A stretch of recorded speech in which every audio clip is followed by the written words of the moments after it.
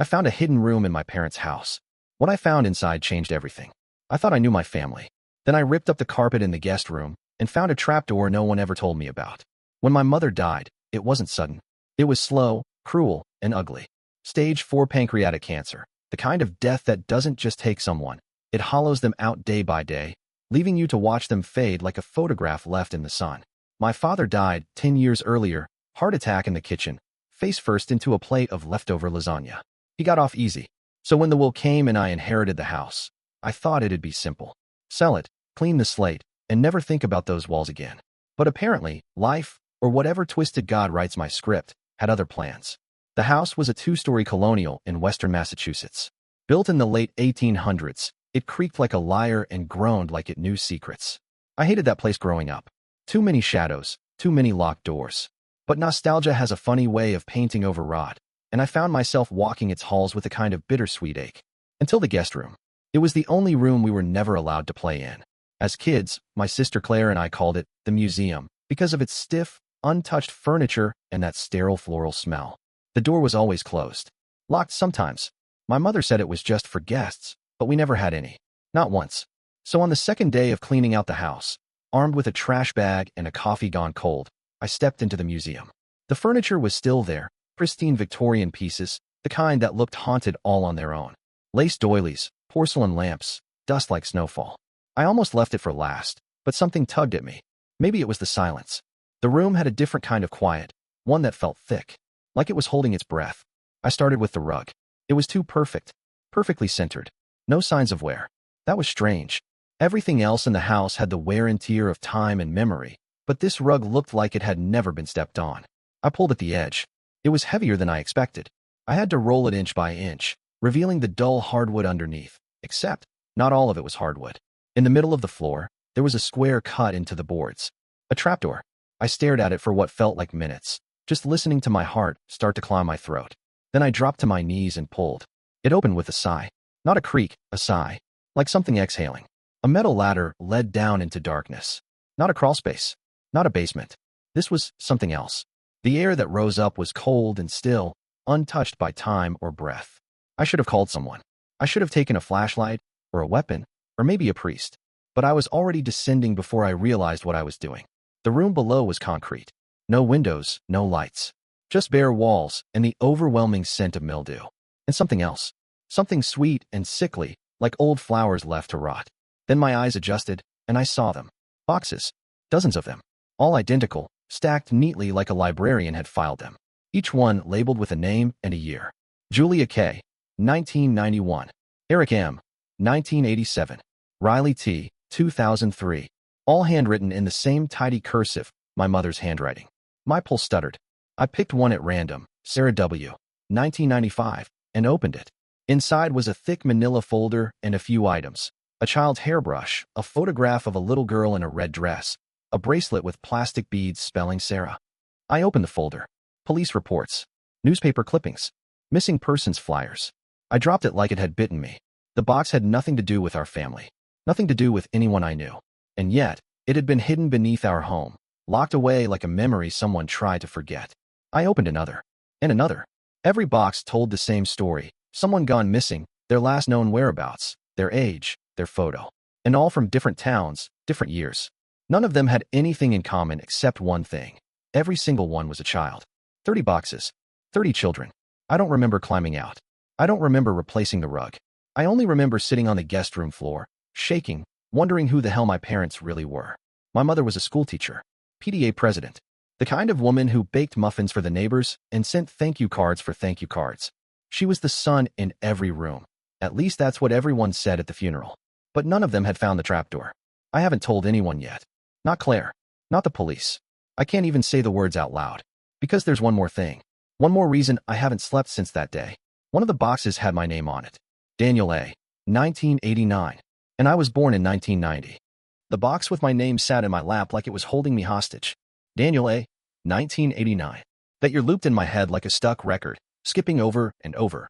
1989, 1989, 1989. I was born in 1990. So what the hell was this? My hands hovered over the lid like it might scream if I opened it. I didn't breathe until it was halfway off. Inside, a photo, a folded birth certificate, and a pair of small sneakers. Blue canvas with white rubber toes, tiny, untouched, like they'd never hit pavement. I stared at the photo first. It was a boy, maybe 5 years old, standing in front of a playground slide. Same dirty blonde hair as mine. Same squint in the sun. But it wasn't me. I knew that the way you know your own reflection. He looked like me, sure, but it wasn't me. The birth certificate said Daniel Anthony Barrett. Same full name, but different birth date, April 3rd, 1985. Mother, unknown. Father, not applicable. Issued in a town I'd never heard of, Dalton, Connecticut. I'm not from Connecticut. My whole life, I've been told I was born at Mercy Hospital in Springfield. January 1990. I even have baby pictures. Birthday videos. A yellowed hospital bracelet in a shoebox somewhere. But that box in my lap? It said I'd been someone else first. No. It said someone else had been me. I drove to Claire's apartment in a daze. She answered the door barefoot, holding a glass of wine and wearing one of Dad's old flannel shirts. Her eyes scanned me the way someone scans an oncoming storm. What's wrong? She asked. No hello. No hug. Just those 3 words. I handed her the photo. She looked at it, then back at me, then again at the photo. And for a terrifying second, I thought she recognized the boy. She didn't say anything. Claire, I said slowly, have you ever heard the name Daniel Anthony Barrett before? Her silence was the kind that hums. She looked away, took a sip of wine, then asked, where did you get this? I told her everything. The rug. The trapdoor. The room full of boxes. I watched her face crumble by degrees, first disbelief, then dread, and then something that looked a hell of a lot like guilt. You knew, I said. No, she snapped, too fast. I didn't. Not this. But what? She sat down on the couch like her legs had given up. When I was 10, I heard Mom and Dad fighting. Screaming, really. It was about a boy. I didn't know what it meant. I thought maybe they'd lost a child before us. A miscarriage or something. But I remember one thing Mom yelled, word for word. We swore we'd never talk about him again. My stomach turned to ash. Him. I whispered. Claire nodded. But they never said a name. They never mentioned it again. And I didn't ask. I was a kid. I wanted to yell. To shake her. To accuse. But the look on her face stopped me. This was hurting her too. Whatever this was, it had roots that wrapped around both our lives. What if, I began, then stopped. What if I wasn't, the first Daniel? Claire's hand flew to her mouth. Oh my God. It made a horrifying kind of sense. What if that boy, the one in the photo, was Daniel Anthony Barrett? What if he went missing and Mom and Dad took his name? Took his life? Passed it down like a haunted family heirloom? Was that even possible? And then the real question hit me like a bullet to the chest. Where did he go? That night, I didn't sleep. I went back to the guest room just before midnight. I needed answers, even if they cut me open. I opened more boxes, searching for a pattern. Some kids had full dossiers, surveillance photos, handwritten notes, even maps with red ink circling areas. Others had only a flyer and a small toy. One thing was clear. My mother had been collecting these stories, cataloging them, but not reporting them, not sharing them, hoarding them like secrets in a tomb. And then I saw it, at the bottom of the shelf, a different box. Unlabeled, dustier than the rest, like it hadn't been touched in decades. Inside was a VHS tape. Just one. No label. Just a strip of masking tape across the top, torn and yellowed. I didn't want to know, but I had to. The old TV in the basement still had a built-in VCR. I popped in the tape, heart pounding so hard I could hear it in my ears. Static. Then a shaky home video. Someone's living room. Dim lighting. A child's voice off camera, laughing. The camera pans. And there he is. The boy from the photo. Daniel. Alive, smiling, waving at the lens. Then a woman walks into frame. My mother. She picks him up, spins him around, kisses his cheek. The tape cut to black. Then a new scene. The boy is crying now. He's in a different room. No windows. A single light bulb hanging overhead. My mother's voice is off camera, singing a lullaby. Go to sleep, little one, dream of the sea. The boy sobs harder. The tape ends. I ejected it with shaking hands. It wasn't just a hidden room. It was a mausoleum. And I was starting to suspect the woman who raised me might have been something far worse than I ever imagined. You don't expect your mother to be a stranger. You don't expect to look at old photos of her holding you as a baby and wonder whose arms those really were. But that's where I was now. Sitting in the dark, haunted by a VHS tape, a ghost boy with my name, and 100 silent questions that refused to stay buried. I didn't go back to Claire. I didn't call the police. Not yet. What would I even say? Hi. Yes, I just found a room full of missing kids in my dead mom's house, and by the way, I might be a recycled identity stolen from a child who vanished in 1989. They'd cart me off for a psychiatric evaluation before they checked the first box. So I did the only thing I could. I started digging. I found an old photo album in the attic, one I'd never seen before. Unlike the polished, curated ones in the living room, this one was raw, messy, real. Photos stuffed in haphazardly, torn edges, faded ink. Page after page of my mother, younger, smiling in places I didn't recognize, holding babies that weren't Claire or me. I flipped faster. There, 1990. A baby in her arms, swaddled in a pale yellow blanket. The date scribbled beneath, Daniel, day 1. But the hospital name on the band in the photo didn't match my birth certificate. It said St. Mary's Medical, Bridgeport, Connecticut. Bridgeport. My real birth certificate, the one in the trapdoor box, was from Dalton, a nearby town. Why lie about the hospital? I stared at the baby in her arms and felt the most nauseating thing I've ever felt. Doubt. Was that really me? And if it wasn't, who was I? I contacted the state records office under the guise of a genealogy project. I requested a certified copy of Daniel Anthony Barrett's birth certificate from 1985, the one I found in the box. It arrived 4 days later. I opened it with the reverence of someone defusing a bomb. It matched what I'd seen as same name, same date. But this one included a detail the first didn't, a small handwritten note in the margin. Adopted, 1990, case hashtag 4729B. Adopted? So he didn't go missing? I called the Child Services office the next morning. I gave them the case number and held my breath. Sorry, the woman said, cheerful in that dead-eyed civil servant way. That case is sealed. Why? Because it involves a closed adoption. I hesitated, then lied. I think I might be that child. A pause. Hold, please. I waited 5 agonizing minutes. When she returned, her voice was different. Lower. Cautious. Sir, if you believe you were part of this adoption, you'll need to submit a formal identity verification packet. It can take weeks to process. I don't have weeks. Then I suggest you speak to the original caseworker, if they're still around. Her name was Donna Greeley. Finding Donna was easier than I thought. Google told me she was retired, living in a suburb outside New Haven. The listing included a landline number. I called. No answer. I called again. Still nothing. On the 3rd try, someone picked up. Hello. The voice was brittle, like leaves crushed underfoot. Hi, is this Donna Greeley? A pause. Who's calling? My name is Daniel Barrett. I think you were involved in my adoption in 1990. The silence stretched so long I thought the call had dropped. Then she said, you weren't supposed to find me. That sent ice down my spine. Please, I said. I don't know who I am. I don't know what's real. I found things. Boxes. A tape. My name on something that doesn't belong to me. A sigh. You need to come here, she said. Tonight. Before I change my mind. She lived in a sagging colonial house that looked like it hadn't seen pain in 20 years. I knocked once. Twice. Then she opened the door and stared at me like I was a ghost. You're taller than I expected, she said. She led me into a dim living room filled with dusty books and the scent of mildew and menthol. A cat watched me from the windowsill with bored suspicion. Donna sat down without offering me a seat. You're not Daniel Barrett, she said. The words hit harder than I expected. You're not the boy I placed in 1990. He went missing before the adoption finalized. What? She nodded slowly. His foster mother reported him missing in March. The case was closed quietly. No press. No police search. And then, 2 weeks later, your parents showed up. With you. But I was him. That's what the paperwork. No, she cut in. You were another child. No birth certificate. No ID. Just a baby handed over with cash and fake names. I couldn't breathe. Why didn't you say anything? I tried. But your mother, she wasn't just anyone. She was connected. She threatened me. Said if I ever spoke about what really happened, she'd make sure I vanished too.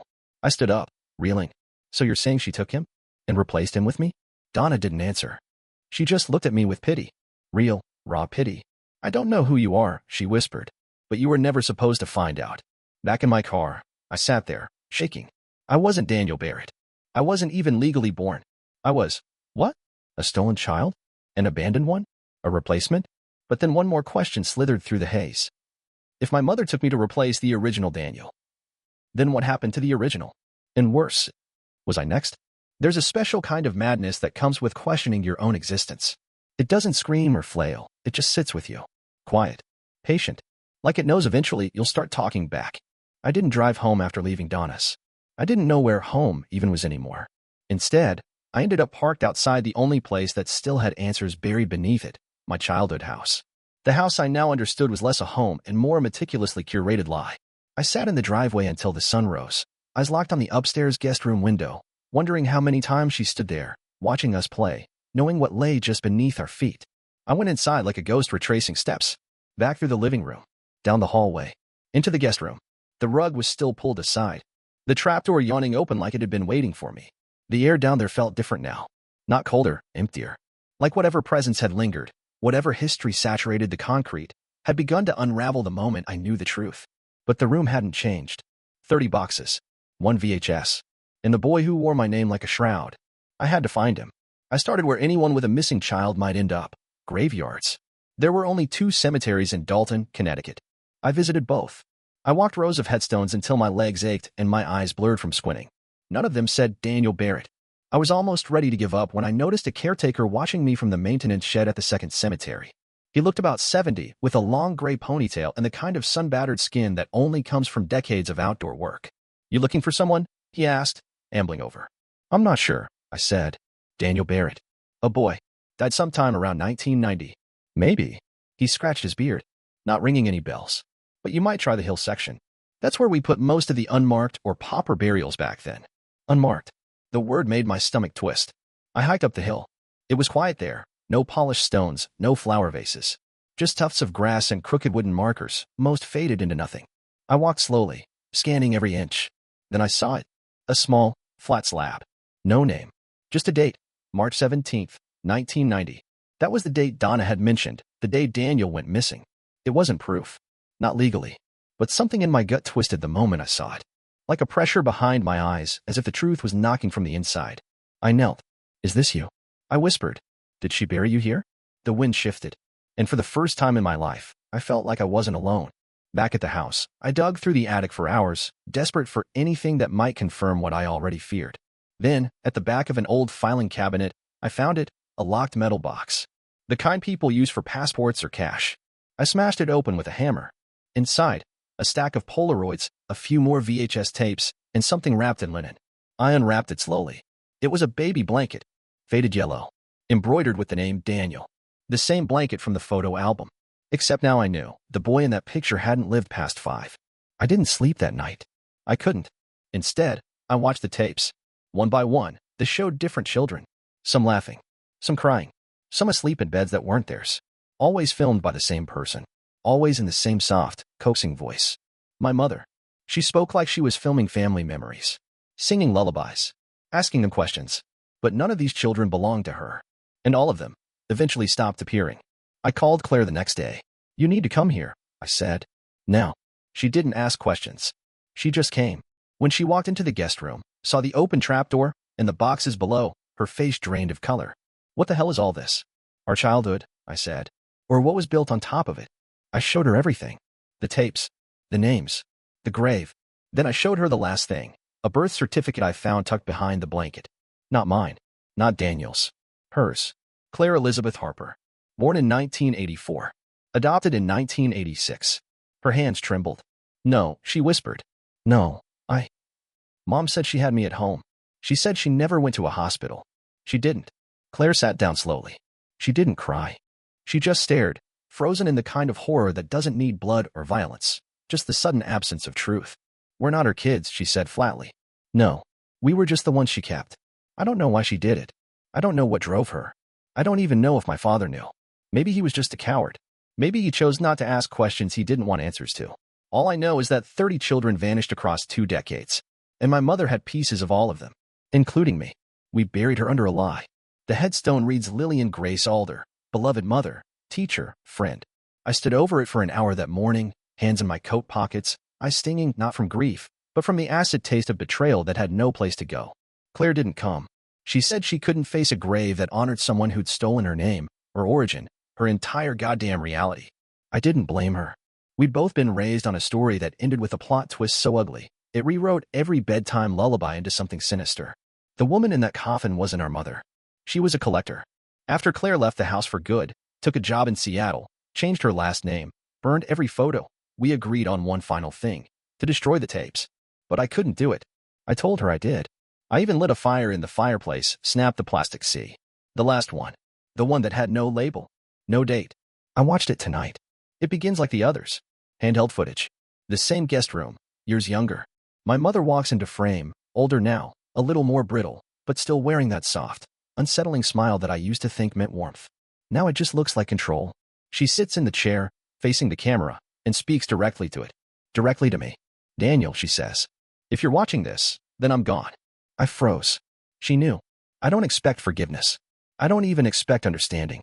I imagine, by now, you discovered the room, the boxes, the things I never wanted anyone to find. She sighs, shifts in her chair. I didn't start out intending to hurt anyone. That's what all monsters say, isn't it? But I really did believe I was saving them. The lost ones. The discarded ones. The children no one noticed were missing. Her eyes gleam. Nostalgia? Delusion? I gave them a home. For a while. I loved each of them, in my way. Some couldn't stay. Some weren't right. But you were different. You were quiet. You didn't ask questions. You looked at me like I was the only person in the world.